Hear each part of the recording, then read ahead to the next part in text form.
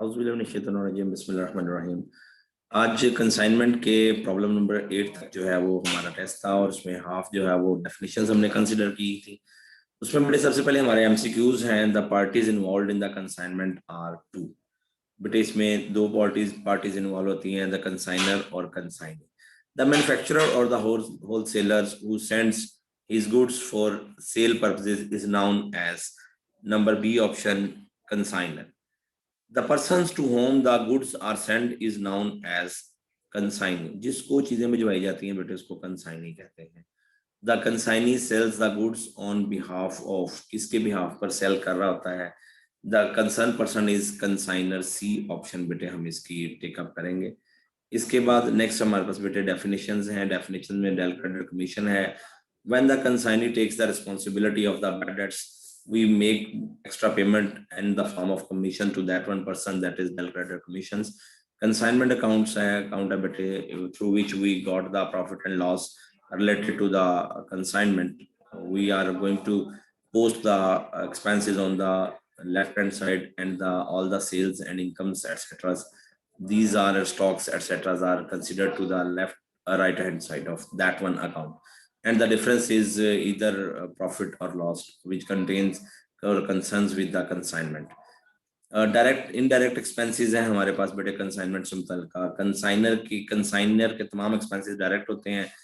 Consignee के वो expenses जो गोदाम से पहले तक के होते हैं बेटे वो डायरेक्ट होते हैं, लेकिन after that one all expenses of the consignee are indirect expenses. Consignment है हमारे पास बेटे। कंसाइनमेंट वो प्रोसेस है through which the consigner sends goods to the consignee to sell on behalf of that one on commission basis. Consignee वो person है who receives the goods for sale purposes on commission base.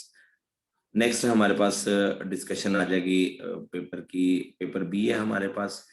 इसमें सबसे पहला हमारे पास MCQ है। In accountancy the consignment signifies. Consignment जो है वो डी ऑप्शन है जी इसकी correct. Goods dispatched by its owner to his agent for the purpose of cell.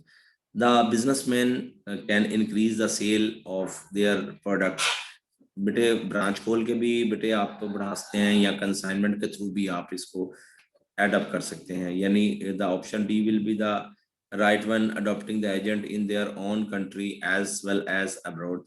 Option number D जो होगी, ए और बी दोनों ऑप्शन बेटे करेक्ट होंगे इसके। कंसाइनी क्या है इसमें बेटे इसका करेक्ट आंसर चूंकि मौजूद नहीं है तो इसमें नन ऑफ दीज जो है वो हम कंसिडर करेंगे। कंसाइनी इज, अब कंसाइनी जो हमारा एजेंट होता है तो बी ऑप्शन जो है वो यहाँ पर बेटे हम इसको कंसिडर करेंगे। इसके बाद बेटे हमारे पास डेफिनेशंस हैं। कंसाइनर की डेफिनेशन है ऑनर, और जो डिस्पैचर होता है उसको बेटे कंसाइनर कहते हैं, जो चीजें कमीशन बेस पर सेल करने के लिए सेंड करता है। The person who sends the goods to the consignee to sell on commission basis. Abnormal loss of stock, loss which avoidable loss, and which is due to the negligence of the concerned one, that is abnormal loss. It can be saved by taking few precautionary measures. Normal loss which is occur by nature, that is called your normal loss. For example, coal hai, gas, petrol etc., they have to evaporate or wear and tears, then that's why the output is compulsion is where exists, that is your normal loss. जितना मर्जी carefully आप कोयले को भेज दें, कोल को भेज दें सिटी से दूसरी सिटी में, इसमें घिसाई जरूर होगी।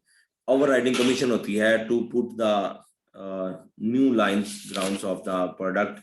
नई प्रोडक्ट को लॉन्च करने के लिए जो हम उसको कंसाइनी को एक्स्ट्रा कमीशन अदा करते हैं उसको हम ओवरराइडिंग कमीशन कहते हैं। We can say like so, it is normally granted by the consigner when he desires his agents to work hard to push the new lines of the product in the market. Market में नए products को अच्छी तरह से cell करने के लिए जो आउटपुट हमें रिक्वायर्ड होता है या उसकी एक्स्ट्रा एफर्ट्स रिक्वायर्ड होती हैं उसको हम जो है वो ओवरराइडिंग कमीशन, उसकी एफर्ट्स के एवज जो देते हैं कमीशन, उसको ओवरराइडिंग कमीशन कहते हैं। डायरेक्ट एक्सपेंसेस कौन से हैं? Direct expenses all expenses before reaching the goods in the godown of the consignee.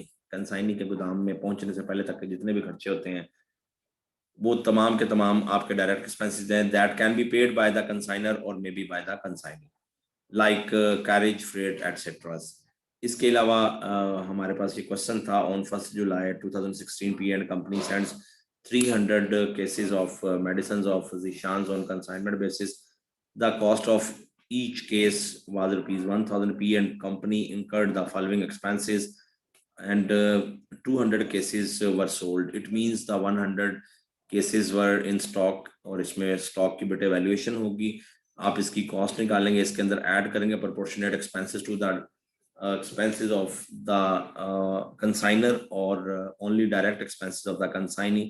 और इस केस स्टडीज में जो है वो कंसाइनी के कोई भी एक्सपेंसेस डायरेक्ट नहीं है, इनडायरेक्ट एक्सपेंसेस है, लिहाजा जो कंसाइनर के खर्चे हैं बेटे उसका प्रोपोर्शनेट लेंगे, यानी टोटल उसके एक्सपेंसेस को हम डिवाइड करेंगे इसके टोटल यूनिट सेंट पर जो कि 300 है और मल्टीप्लाई बाय 100 से करेंगे तो उसका प्रोपोर्शनेट आ जाएगा जो कि 100 की यूनिट्स की कॉस्ट में ऐड करके तो हम इसकी वैल्यूएशन कर लेंगे। तो इस तरह से बेटे हमारा जो है वो ये क्वेश्चन जो है वो क्लोज होगा। तो आप लोगों ने इसको अच्छे से बेटे तैयार करना है। एनुअल एग्जाम्स के पॉइंट ऑफ व्यू से इसमें कंपल्सरी क्वेश्चन बेटे इसमें से बनता है। आप लोग इस चैप्टर को बहुत अच्छे से तैयार कीजिएगा। Thank you very much.